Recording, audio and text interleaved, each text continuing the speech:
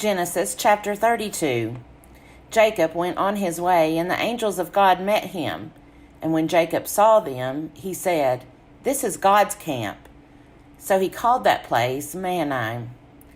Jacob sent messengers before him to his brother Esau in the land of Seir, the country of Edom, instructing them, "Thus you shall say to my lord Esau, Thus says your servant Jacob, I have lived with Laban as an alien and stayed until now, and I have oxen, donkeys, flocks, male and female slaves, and I have sent to tell my lord, in order that I may find favor in your sight."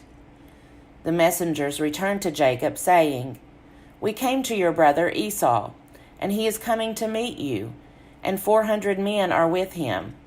Then Jacob was greatly afraid and distressed, and he divided the people that were with him, and the flocks and herds and camels, into 2 companies, thinking, if Esau comes to the one company and destroys it, then the company that is left will escape. And Jacob said, "O God of my father Abraham, and God of my father Isaac, O Lord, who said to me, Return to your country and to your kindred, and I will do you good. I am not worthy of the least of all the steadfast love and all the faithfulness that you have shown to your servant. For with only my staff I crossed this Jordan, and now I have become 2 companies.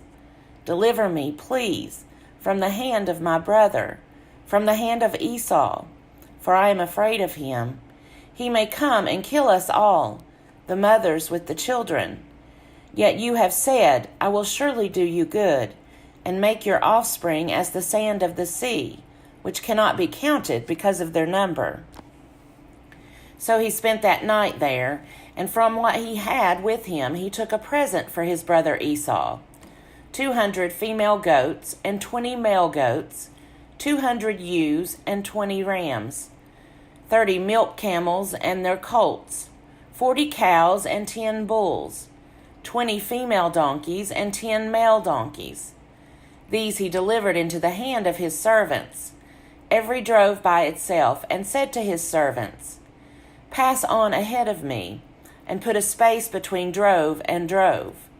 He instructed the foremost, "When Esau my brother meets you and asks you, 'To whom do you belong? Where are you going?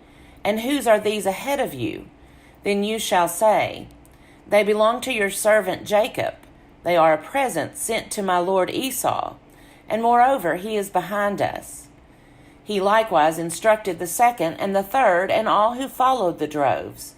"You shall say the same thing to Esau when you meet him. And you shall say, 'Moreover, your servant Jacob is behind us.'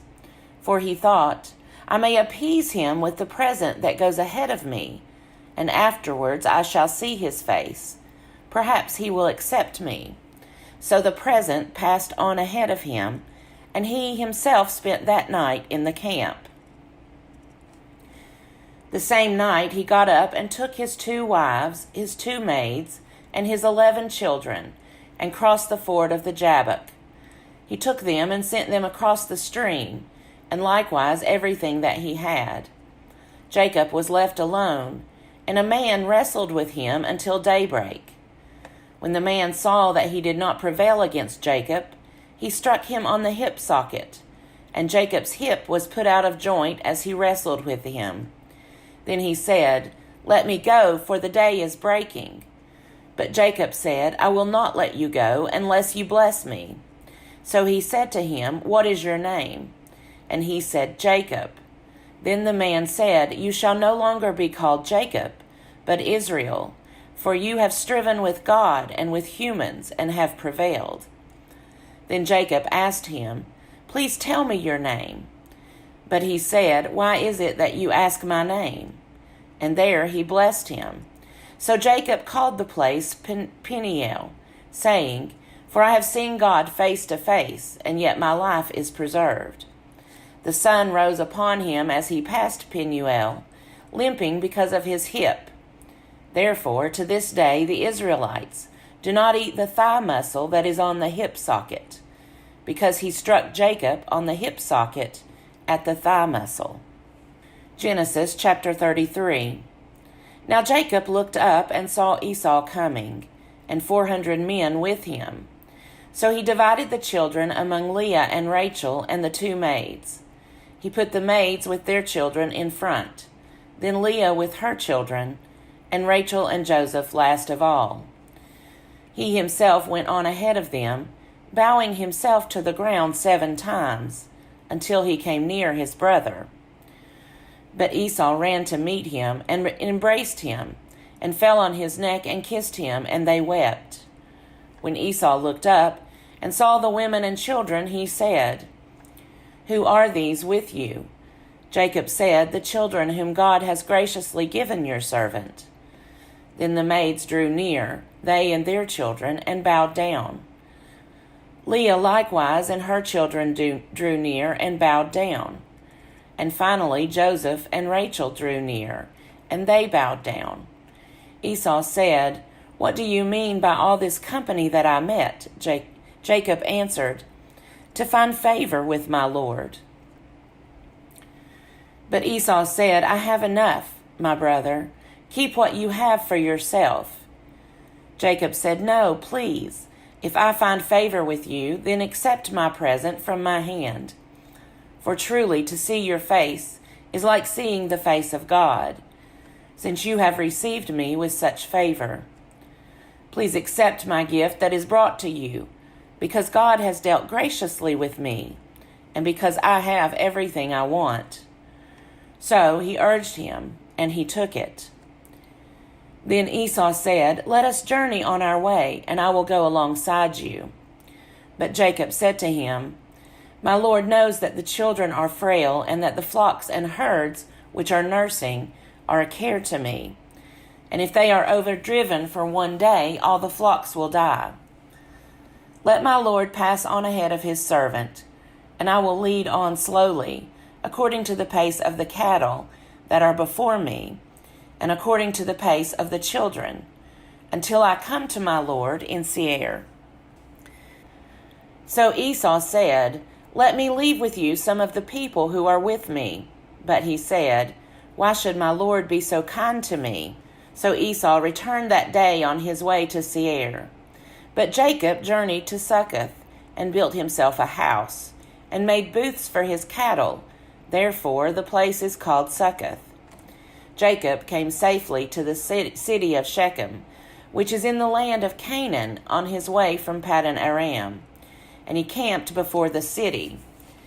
And from the sons of Hamor, Shechem's father, he bought for 100 pieces of money the plot of land on which he had pitched his tent. There he erected an altar and called it El Elohe Israel. Genesis chapter 34. Now Dinah, the daughter of Leah, whom she had borne to Jacob, went out to visit the women of the region. When Shechem, son of Hamor the Hivite, prince of the region, saw her, he seized her and lay with her by force. And his soul was drawn to Dinah, daughter of Jacob. He loved the girl and spoke tenderly to her.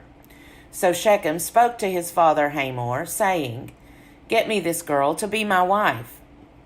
Now Jacob heard that Shechem had defiled his daughter Dinah, but his sons were with his cattle in the field, so Jacob held his peace until they came. And Hamor, the father of Shechem, went out to Jacob to speak with him, just as the sons of Jacob came in from the field. When they heard of it, the men were indignant and very angry, because he had committed an outrage in Israel by lying with Jacob's daughter, for such a thing ought not to be done.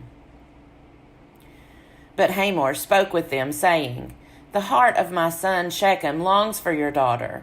Please give her to him in marriage. Make marriages with us. Give your daughters to us, and take our daughters for yourselves. You shall live with us, and the land shall be open to you. Live and trade in it, and get property in it." Shechem also said to her father and to her brothers, "Let me find favor with you, and whatever you say to me I will give. Put the marriage present and gift as high as you like, and I will give whatever you ask me. Only give me the girl to be my wife." The sons of Jacob answered Shechem and his father Hamor deceitfully, because he had defiled their sister Dinah. They said to them, "We cannot do this thing, to give our sister to one who is uncircumcised, for that would be a disgrace to us. Only on this condition will we consent to you, that you will become as we are, and every male among you be circumcised. Then we will give our daughters to you, and we will take your daughters for ourselves, and we will live among you and become one people. But if you will not listen to us and be circumcised, then we will take our daughter and be gone." Their words pleased Hamor and Hamor's son Shechem, and the young man did not delay to do the thing, because he was delighted with Jacob's daughter. Now he was the most honored of all his family. So Hamor and his son Shechem came to the gate of their city and spoke to the men of their city, saying, "These people are friendly with us. Let them live in the land and trade in it, for the land is large enough for them.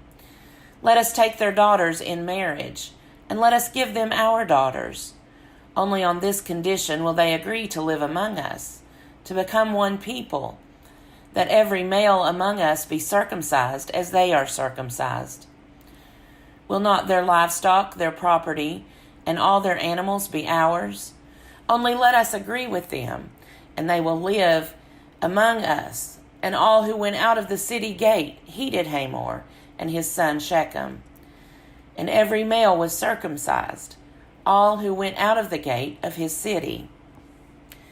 On the third day, when they were still in pain, 2 of the sons of Jacob, Simeon and Levi, Dinah's brothers, took their swords and came against the city unawares, and killed all the males. They killed Hamor and his son Shechem with the sword, and took Dinah out of Shechem's house and went away. And the other sons of Jacob came upon the slain and plundered the city, because their sister had been defiled. They took their flocks and their herds, their donkeys, and whatever was in the city and in the field, all their wealth, all their little ones and their wives, all that was in the houses, they captured and made their prey. Then Jacob said to Simeon and Levi, "You have brought trouble on me by making me odious to the inhabitants of the land. The Canaanites and the Perizzites, my numbers are few, and if they gather themselves against me and attack me, I shall be destroyed, both I and my household." But they said, "Should our sister be treated like a whore?